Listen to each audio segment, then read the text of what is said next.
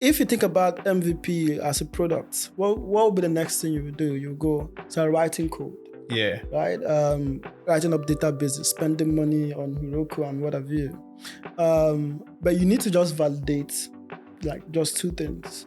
First of all, that this party is willing to see value in connecting directly with this party, and the other party doesn't have a problem, doing that handshake, right? Interesting. So that's like the thing you want to validate first, because that's what the platform will automate, right? Hi, my name is Jeff Uche, and I'm a seasoned technology leader with years of experience crafting digital products and leading technology teams. I'm super excited to welcome you to this episode of Beyond the Codes with Jeff, where I have conversations with other amazing technology leaders. Please like, subscribe, and share this content with others so that they can learn as well. It definitely will be worth their time.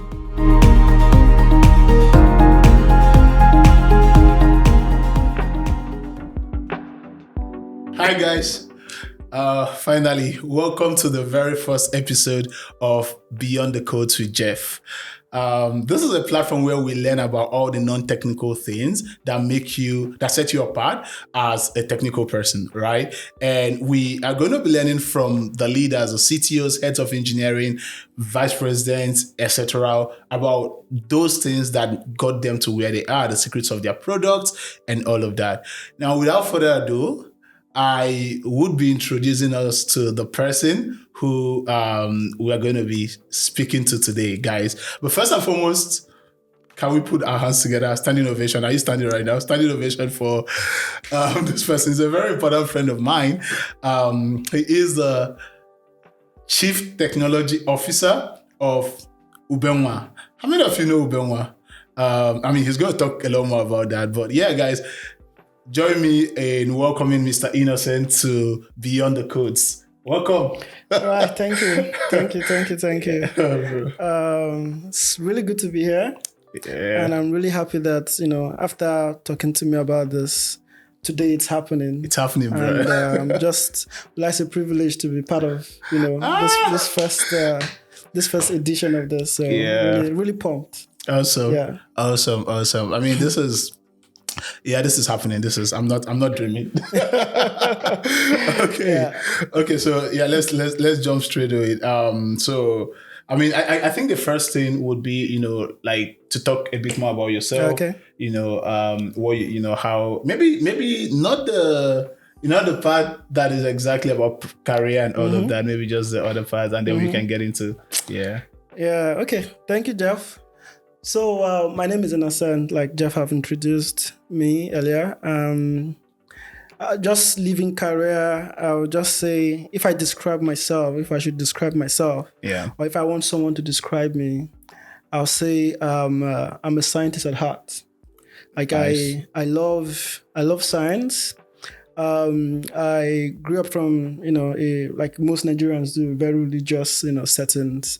And I hope my mom don't, see this video. But okay. Not that I'm not a faith person anymore. Yeah. But in most of my profile, I put this, fact science over dogmas. In fact, one of my life pursuits right now is to align faith and science. Interesting. So I'm reading a book now, The Fabric of Reality, by David Deutsch. He tries to actually combine these things. There's two things together, right? So I'll just describe myself as like a scientist at heart. I love the science. I love engineering. You see me reading engineering books, doing engineering stuff. I love documentaries. Like you see me watch, science documentaries and stuff. So that's if I should remove, company, and every other thing, that's like deeply who I am. Damn. Yeah. That's interesting. And like for as long as you remember, you've always been that guy who loved science and engineering. My mom can testify. Growing up, I conducted electrolysis in my mom's kitchen. So her spoon, the utensils in the kitchen basically suffered it. Because you know what happens? It basically dilutes the silver or dilutes, the metal into solution. So I was that guy. Wow. I built stuff, scattered stuff. Yeah, I was that guy. Wow. That's interesting. That makes it makes the rest of us feel unserious. Like, I think now I understand where imposter syndrome comes from, right? Yeah, I mean, I didn't know what I was doing, but I just loved doing this stuff then. Just loved it. My friends, maybe brothers, couldn't, like cousins, they didn't understand. They wanted to play football. I wanted to stay indoor to read. I tried building an aeroplane, like not for like a toy, but I wanted to make it fly. Whoa. Right? And this was like, I didn't even get to university then. I was still like in my secondary school. So I went to the cyber cafe. You remember the cyber cafe? Yeah. I went to research, plane designs and stuff. You buy the time and you punch it in. And I was researching plane designs, like the wings types, the aerodynamics behind a plane flying. And I actually tried building one. Yeah, so that's like me. I mean, guys, if you're like 25 and you've not tried building an airplane, don't feel discouraged. You probably whoa, that's super cool, man. Yeah. That's super cool. I mean, so at what point, did you make that decision that, hey, this is going to be what you pursue for life? Because I think some people have this like childhood obsessions with this thing, and then when reality, right? That there's like life reality, and then there's Nigeria reality. When reality hits you, my guy, you go study law. Yeah, both of them actually hit me. Both the life one and the Nigerian one. But I think one thing I would say is, so I knew from the beginning, like, okay, it's going to be engineering. So the question was, what engineering? What engineering, I say. Everybody. The $1 million question. Yeah, aerodynamics, aero engineer. Those were like the sexy, titles then. Chemical engineer because, petrochemical engineer because of oil and gas. But I think computing for me, the way I thought about it is, this is the simplest place I can actually run experiments, because Nigeria don't have labs. We don't have labs in schools. So the kind of science I want to do, I will fail trying to do it in Nigeria. And of course, there's no even like plan of going abroad to do this. So the question is like, if I want to do science, right? What's the easiest way I can do it? And computing was like the answer, because with just one laptop, I can do the science, like math science, computer science. I can do it like on one laptop. Yeah, that makes sense. Yeah, that makes a lot of sense. Wow. So tell us about like higher institution. Where did you school? Yeah. Alma Mater, Futo. Okay. Federal University of Technology, Owerri. It was mostly. Do you recommend? It would be wickedness to do that. Because when I passed through in Futo, I don't think I want. I mean, funny enough, most of my brothers, like 3 of them, actually went to Futo. Okay. No, actually 2 of them. Yeah. And I think mostly, I don't know how I allowed it, or maybe I didn't have the capacity to change things then, because, Futo was really hard. Yeah. Like, it was really hard. So on undergrad Futo, I didn't do computer engineering. Okay. I did project management technology. It's a 5 years course. Was my second choice. And they don't even consider second choice. I see. So before they saw the problem and resolved it, the department I wanted to go into, elect, was already like totally full. Filled up, And they now gave me 2 options, environmental technology and project management. I'm like, okay, you know what? If I'm not going to do what I want to do, it's better I do something that is affiliated, right? And I figured I could just learn computer engineering on my own. And that's what I did. Okay. So I was going to library, picking up books on programming, just learning about computing. Before finishing school, I was already like building software. So more like it was like you were running 2 degrees at the same time. One official, one informal. I spent a lot of time in the library. Damn. I didn't have a laptop for a long time. I mean, I can tell from your glasses. I didn't have a laptop, so I usually borrowed a friend's laptop. Go back home, program with it, return the laptop to him in the morning. It was hectic. But I think it's just the love, like just pure love for computing. Crazy. That I wasn't even looking at the money. Yeah. Like I don't think I had someone I was looking up to. It's okay. This is how this guy passed through this. I just loved it, and I was just doing it. Yeah, like this is so crazy because like almost everything you've said right now mirrors my story. Oh, like I can connect with like almost everything, right? Yeah, that's so cool. It takes a lot of determination, and I mean, I told people that when I started coding, there was the lingo tech bro wasn't a thing. It wasn't a thing at all. Right? Wasn't a thing. Damn, that's so cool. So, but I also know that you did MEST at some point. What's the story? Yeah. So from after graduating from school, I tried running the business, a pig farm business. Okay. I was good at writing business plans. So when you win, Nigeria was out. I think that was during Jonathan's regime. So I got the You Win grant. You Win grant, yeah. Like 10 million naira. Interesting. To build. The idea was to build I've always been interested in like impact projects. Okay. So the idea was to build a biogas plant, a pilot biogas plant. Okay. That I can use that pilot to sell to, other industry that produces biodegradable waste. Man. And so for me, the pilot was mostly a pig farm that supplies, waste to a biodigester that we're building. That makes sense to me. That makes a lot of sense. Yeah. So it was at that point I got into MEST. So I had to leave that project. Did MEST for 2 years. Out of MEST, Meltotal. You can research it, but MEST Africa basically invest in the train and invest in startups. Do you recommend?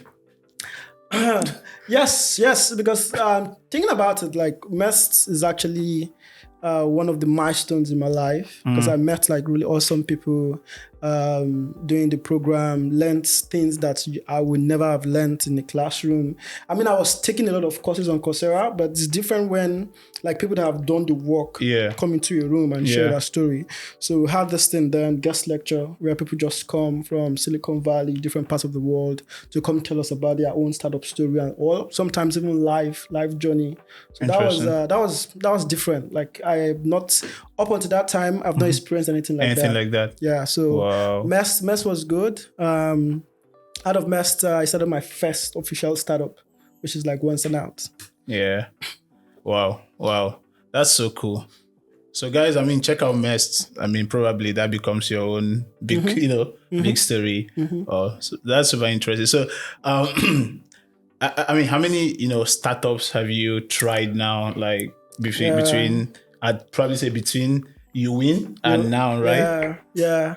So there was Once and Out, the fashion startup. Yeah. Also an impact project too. Yeah. Wanted to reduce fashion waste. So we created a platform that enables women to trade their fashion items so that they don't, keep it in their wardrobe wasting or throw it away. So I did that for like 2 years. I was CTO at some point, transitioned to like a CEO. Then after Once and Out, I did I actually tried building a product like Keeper at some point. Interesting. And not like I built it, but I sold it to, I was selling it to one client in Onitsha. But that was a hungry build. I was so broke. And the guy came to me like, can you build this stuff? I said, I can build it. Like he priced me ridiculous. Like I can't even accept that.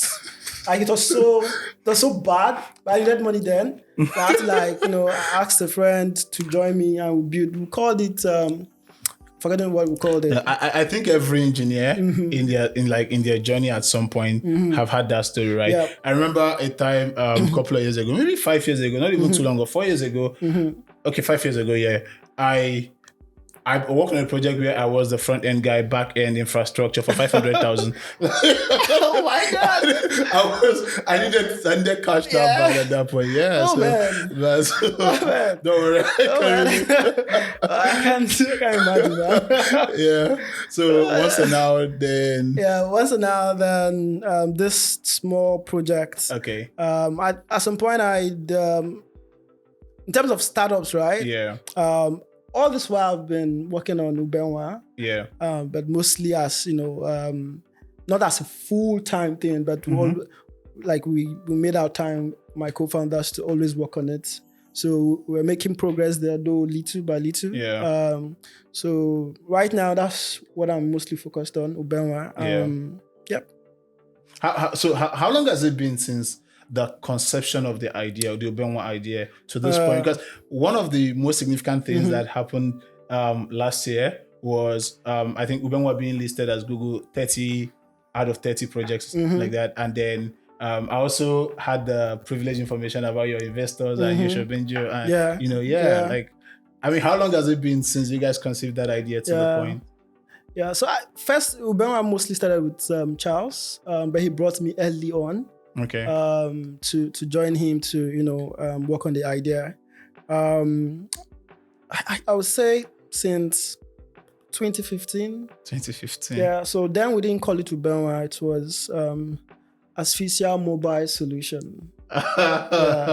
Asphyxia Mobile AMS.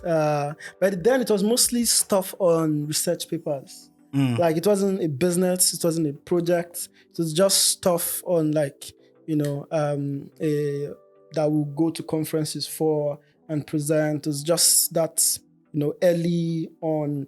But officially, when we decided to, like, okay, take this serious, 2017. Then when we decided to take it more serious, 2019. Interesting. Yeah. I think that when you talk about, like, building out of research papers, I can still say that, having met a lot of software engineers, I think you're still one of the very few that I know that actually reads research papers and, gets stuff out of it to actually build. I'm like, I mean, I literally learned that from you, when we connected and all, because that's not a practice you see with a lot of learning. And you will not blame a lot of people because, again, like, you have to be a scientist at heart, Right now, there's a lot of software people go into software because of the money, tech bro. Guys don't even read docs. For languages they write. Yeah. So right now, there's a lot of people just going into the field just because it's the next oil money. So people are just getting into it. Yeah. But to be honest, I think I'm in tech mostly from the purity, passion for it. Like just pure passion. So yeah.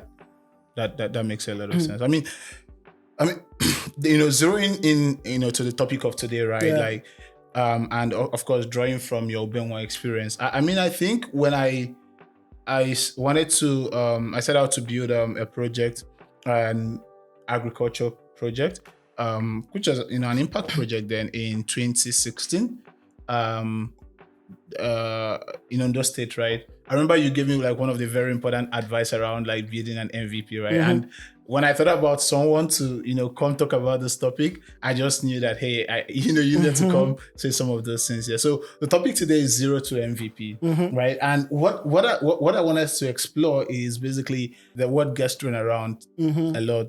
But yeah, from your understanding, what is it? Yeah. So first of all, we just need to clear the acronym, right? Okay. So that's the first part. So MVP means minimum viable product, right?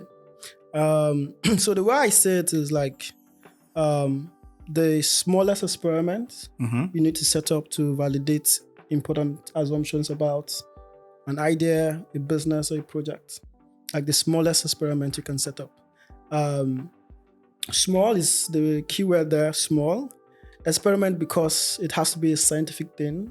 In any of this, I have not mentioned products, I've not mentioned, code. That's interesting. Yeah, just the smallest experiment you can set up to validate the most important business idea or need assumptions about, a business idea or a startup idea. That makes a lot of sense. And I think one of the things that you explained to me then was, so I had this thing where I was trying to build a product to connect farmers in Ondo State, right, with suppliers, with companies that needed their product and all of that. I wanted to do some sort of like direct platform, that could cut out some of the middlemen and give these guys more for the work that they do. And one of the advice you gave me then was, forget the platform you're building. Forget, use a spreadsheet, right? Forget that. So what you're saying now from your definition is that an MVP necessarily doesn't need to be a mobile app, a web product, none of that. Yeah. I'll tell you about, and it makes like, let's even take the example, that idea. If you think about MVP as a product, what would be the next thing you would do? You go start writing code. Yeah. Right? Writing up databases, spending money on Heroku and what have you. But you need to just validate like just two things. First of all, that this party is willing to see value in connecting directly with this party, and the other party doesn't have a problem, doing that handshake, right? Interesting. So that's like the thing you want to validate first, because that's what the platform will automate, right? You build to automate what you have validated, behaviors you've validated, right? So, for example, Once and Out, when we started Once and Out back in Ghana, so Once and Out was a MEST hackathon. It's not called hackathon as a particular term, but it's something we do every other month to set up businesses and quickly try to get the business running. Capstone project, that's the term. Project, okay. And so how did we validate that?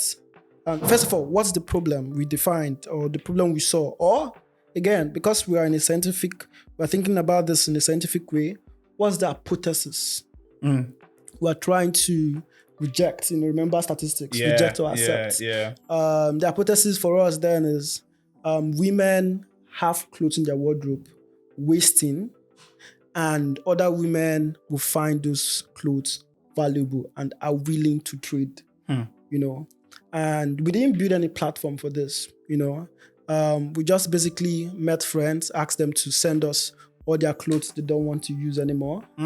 And just shifted the target to another audience and asked them, look at all these clothes. We want to sell them. These clothes belong to our friends. You don't know them, but do you want to buy these clothes? And we started trading without any platform. And we made $1,500 just doing that. Just meeting our friends, collecting clothes, meeting another set of friends, asking them to. I said, okay, what we need to build is an anonymous platform. That makes sense. Because we discovered that they don't want to know who and maybe wore this clothes earlier. Maybe like the more they don't know, the better. Right? Basically that. And what we use is like geography. So get clothes from Accra, try to sell the clothes to guys in East Legon. Just basically making sure that you see a cloth and you don't know who has the clothes, but the cloth has been worn. It's like your thrift, right? Like going to but this time around, these clothes are like high value items actually. It's like high value, and not to stress on the problem, but the problem is glaring. Like most women, once an item is on Instagram, it's like it's as if posting the item on Instagram makes the item lose value automatically. So that was the way we validated that. Okay, there's something here. Okay. Yeah. Wow. That's so insightful.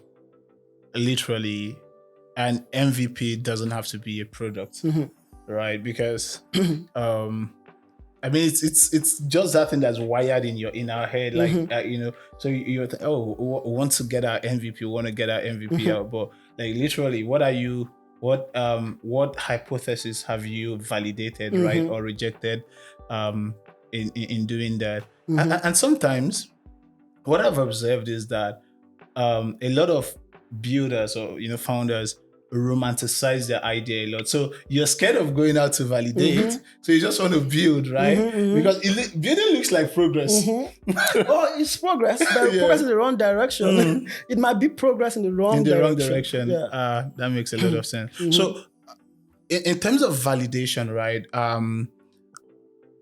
Where does willingness to to part with money come into this, right? Like if I have people who believe that there's a problem here, but do I need to go on to really ask them to try to part? Yeah.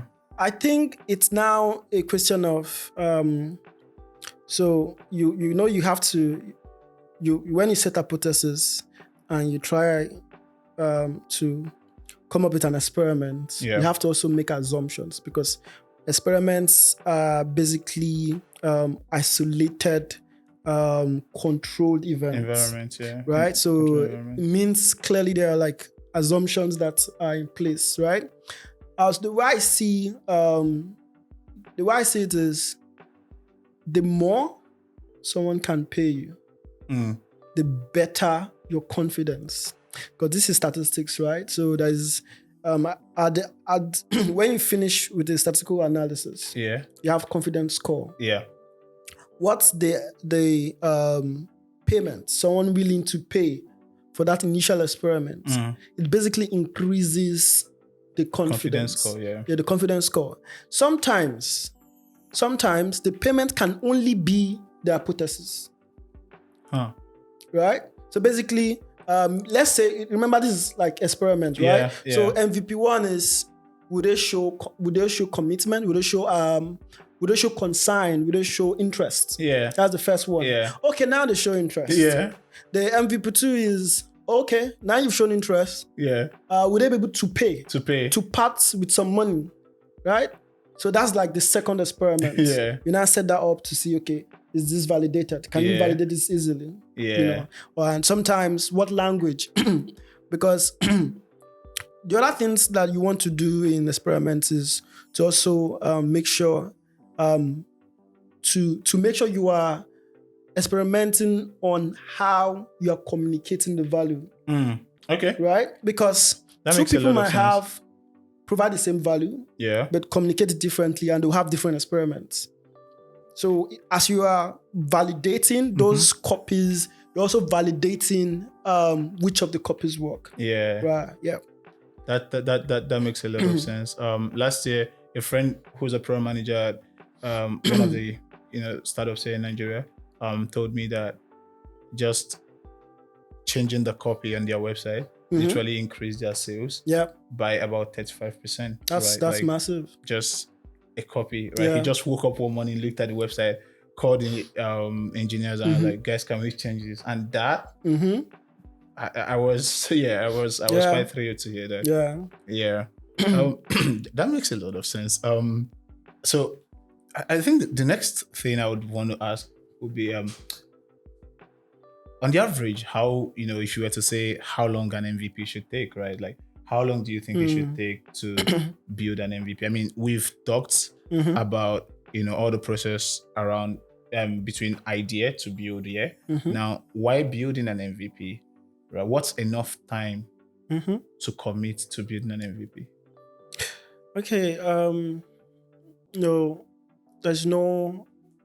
I don't think there's one defined time to say, okay, this is what is the desired, or this is what is recommended. But I think the logic to go with that is, first of all, it should be as soon as possible.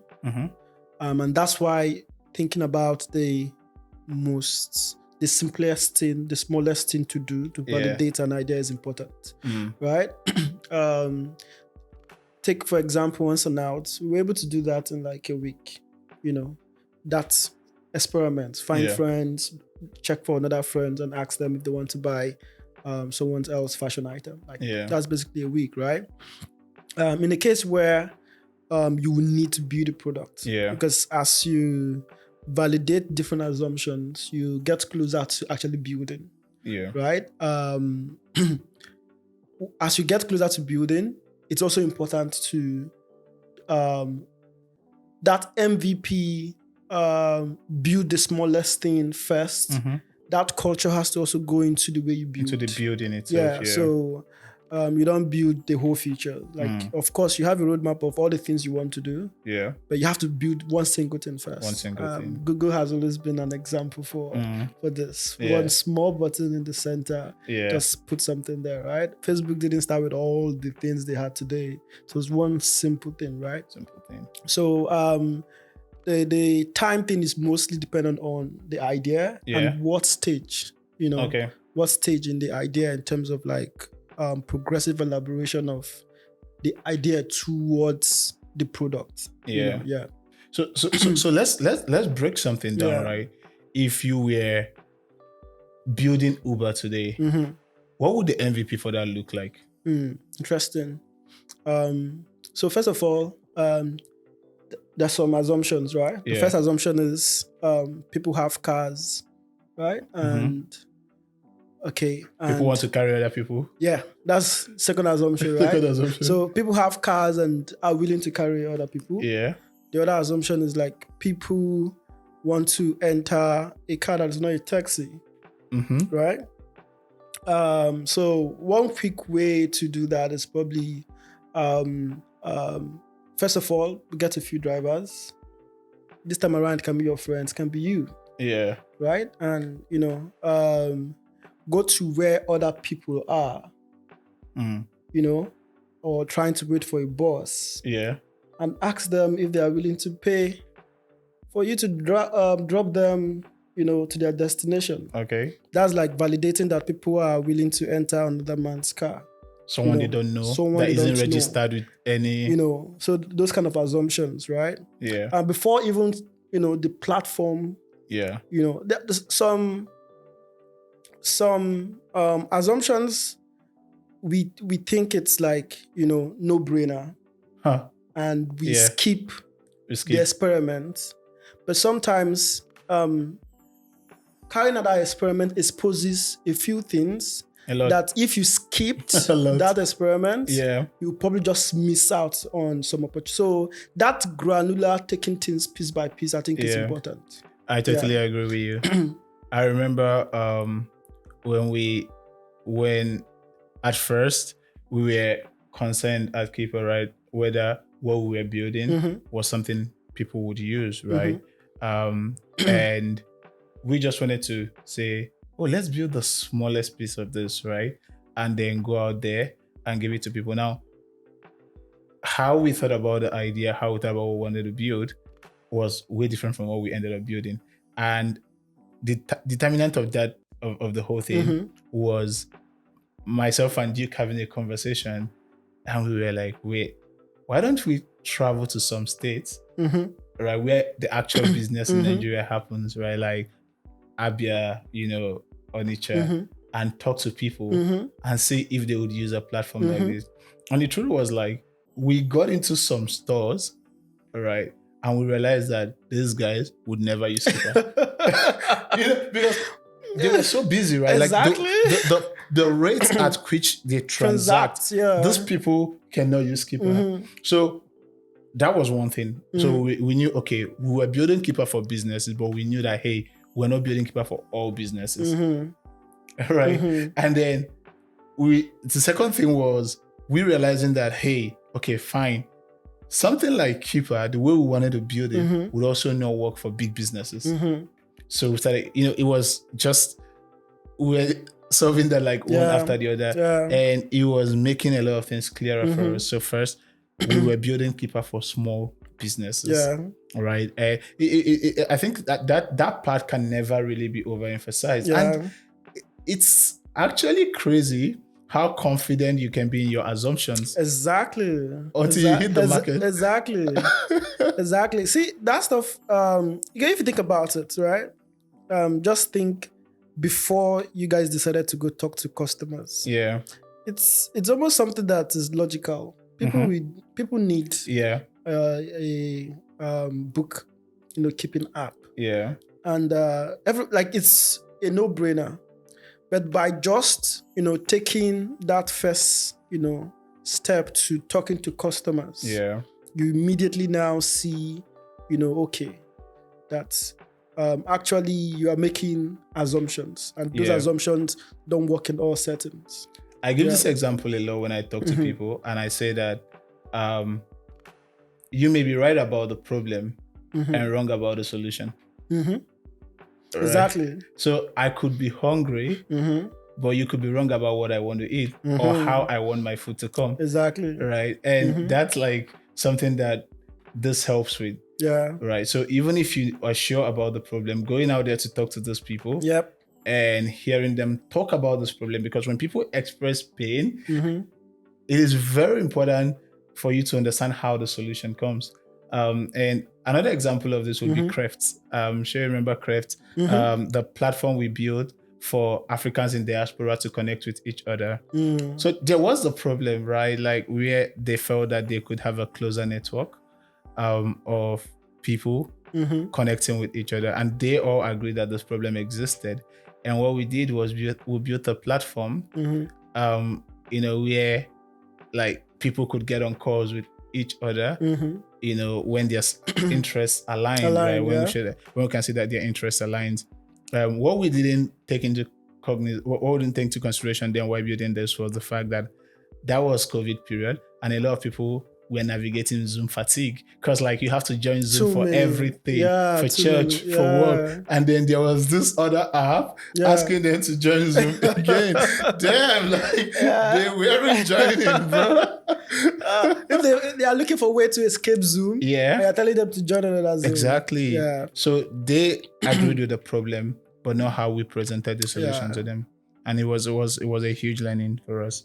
That makes a lot of sense. So one thing I also see founding teams, sort of spend so much time sometimes arguing about is like, especially amongst the engineering team. I mean, this is a technical conversation. It's like, what framework, what programming language? What would you say to that? Yeah. So I say, what's the goal? The goal is to build something really fast. Yeah. To validate, your hypothesis, and if you check in this goal, there's this keyword fast, right? We don't say something of quality. That's one characteristics of every MVP is that it's not perfect. It's not quality. Yeah. There's no building quality into an MVP. That makes sense, right? Most MVP will break. It's normal, right? Most MVP will probably not be adequate, but you're using it to test an assumption, right? So for a technical person, I would say go with the stack you are comfortable the most, right? I like that. Yeah, the stack you're comfortable the most. Forget the conversations about reliability. The CEO will read up stuff on the internet and tell you, this is the latest technology. Forget all those kind of conversation. You should just focus and use the skill you have, right? Most people building MVP probably don't have, funding, right? Yeah. So probably you are still having your 9 to 5, you want something like, take for example, my first, like a language I can just code, why sleeping is Ruby. I know. Right? So I've built stuff in one day. Yeah. Like, you once told me you spinned up an e-commerce platform while waiting for your flight. Yes, while waiting for my flight. Like, and this is not like e-commerce. No. Like push to production. Ask the customer to onboard and start using. Like I was. So I'm really, that's the technology I'm really experienced, right? So you should use something that you're super comfortable with. Yeah. That you can ship, because the idea is actually ship really fast. Ship fast.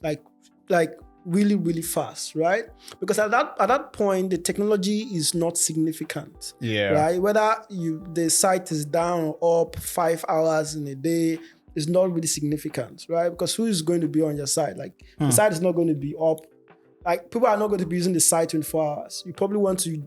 So all those things that most engineering, like a larger engineering team will worry about. Those things are not important when building an MVP. You just want, like, speed is important. I usually tell my team that value over perfection, like value over perfection, and speed is like the lowest common factor. Everybody should just have that in mind. Yeah. So I'll say, the most comfortable technology. And again, if it requires you not to actually build, please don't build. If you can spin up a WordPress site to achieve the same goal, spin up a WordPress site. If a Google form will do a Google form.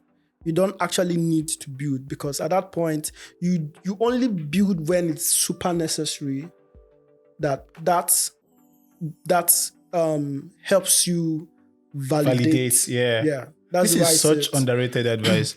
This is such because after I've hired quite a number of engineers in my career, and one of the things I've done now is that I've been able to kind of put a divide around different types of engineers. So there are engineers that I've worked with in the past that if I'm starting a project today, I reach out to them like, guy, let's do this, right? And I know that we will do it. There are engineers that I'm like, these are later stage guys. Like, don't bring them on your project. They want to come and make sure everything is perfect. Guy, push. I almost called someone's name now. Guy, push. Just push it. No. The buttons and the border is not aligned. I've not tested it enough. I've not tested it. I think this will not look good on an iPad, bro. On an iPad. Who's using an iPad on your product right now? Oh my god. Yeah, it's such important advice, man. Such important advice. Okay, so in if there was one advice, like aside everything we've talked about here, that you would give to someone who's starting out, who's building, who has this idea, of how to change the world and wants to start out building today, what would it be? Make the first step. Just stand up, start moving. Go reach out to your users. Interesting. Yeah, just go talk to them. Jeez. That means I think that's super important because there is something wrapped in there. You just said go talk to your users. So you must have identified your users. Yeah, you should. If you have a pain, and let's say you discovered this idea because it's a pain you feel. Yeah. You want to just make sure you are not an outlier, right? You want to make sure there are other people that have the same pain. And feel it the same way. Yeah, and you want to know the way they feel about it. You want to know how they communicate it. That's really important because how they communicate that pain actually reflects your messaging at some point.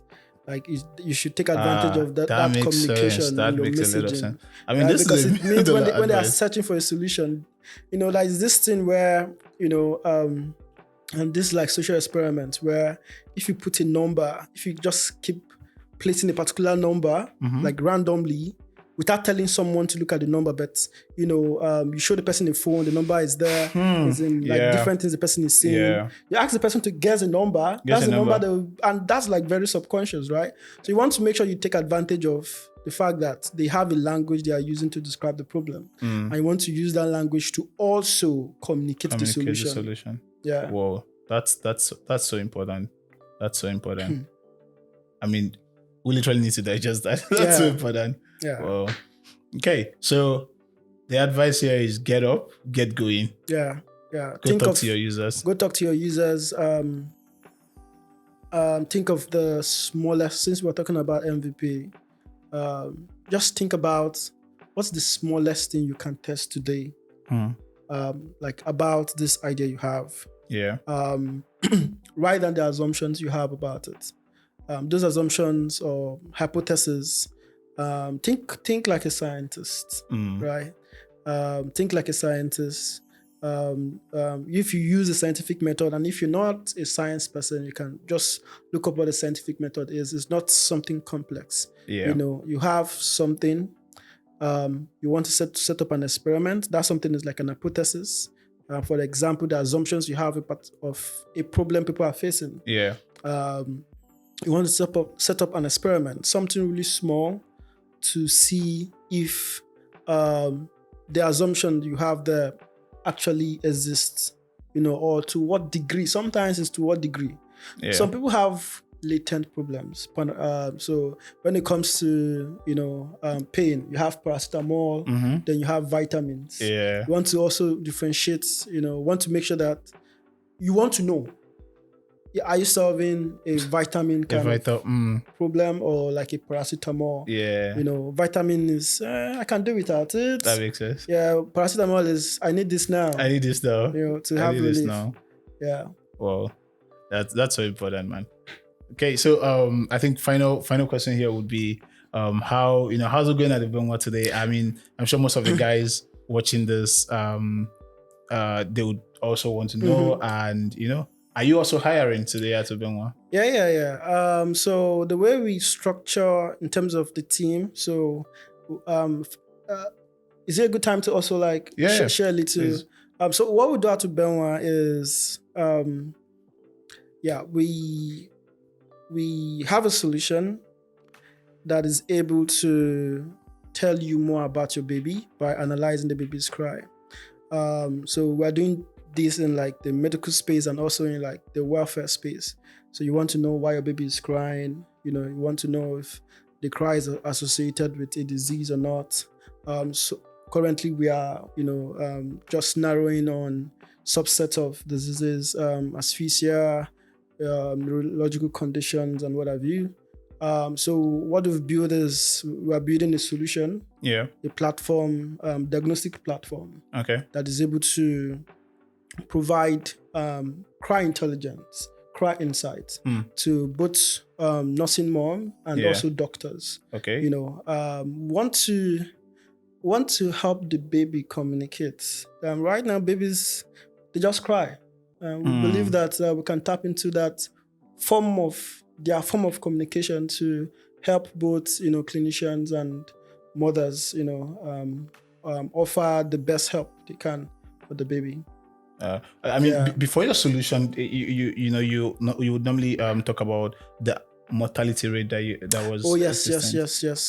So when we initially started, the main pain point, right now we've expanded what we can do, or the things we can actually tackle at Ubenwa. So initially it was just birth asphyxia, right? Birth asphyxia is a condition where a baby is unable to establish proper respiration after birth, right? So it's responsible for about 1.2 million infant deaths annually. Wow. And according to the WHO, it's one of the top 3 causes of newborn mortality globally. So it's actually a big problem. Yeah. And the main problem there is early detection, right? If one can know early that a baby is asphyxiating, one can provide, the necessary intervention. Those interventions, they are not expensive. So that's things people can actually do to help the baby. But the problem now is early detection. If a baby is crying and they're asphyxiating, and there's no way to tell. Wow. There's no temperature, except when the baby starts showing visible signs. It's probably too late then. When the skin color changes and what have you, it's probably too late by that time. Wow. Yeah. That's such an impact solution, man. Yeah. And just funny, I've always been involved in impact related tech solution. But to answer your question about hiring, we currently have a few roles open. In Nigeria and also in Canada. Most of our software team engineers, we hire from Nigeria. So if you are a mobile developer, a back-end engineer, you can check the career page on our website. Okay. Yeah. Awesome. So guys, you heard that. Go check out Ubenwa, ubenwa.com. Ubenwa.ai. Ubenwa.ai and check out the careers page and you may just have your 2023 testimony right there. All right, man. This has been super wonderful, super insightful. I'm so glad having you on board. Thank you. I'm sure this is definitely not the last time we'll be seeing you. Yeah, definitely. I'm super excited to be part of this too. Yeah, but we learned a whole lot from you today and can only say many thanks, bro. Thank you. All right. Thank you so much, guys. I hope you enjoyed this and I hope you learned a lot about building an MVP. If you have questions, you can drop that right in the comment section and we'll get to it. And probably we can also have Mr. Innocent answer some of them. Thank you. See you on the next episode. Bye for now.